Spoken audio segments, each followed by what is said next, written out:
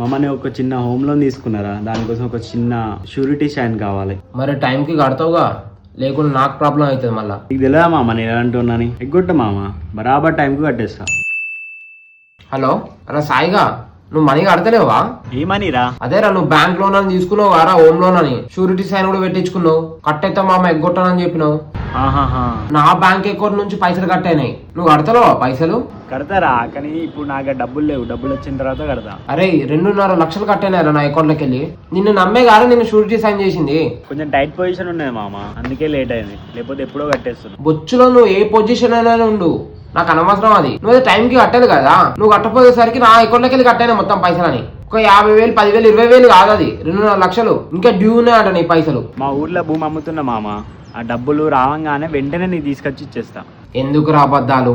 నువ్వు home loan తీసుకున్న మాటే గానీ ఇప్పుడు దాకా ఒక గోడ కూడా కట్టలేను. నువ్వు లోన్ తీసుకున్నా కరెక్టే, కానీ కొంచెం ఇంట్లో ఇబ్బంది ఉన్నదిరా, ఇంటికే ఖర్చు అయిపోయినాయి. ఏం చేయాలి చెప్పు నేను? ఏంద్రా అంత సింపుల్ గా చెప్తాను?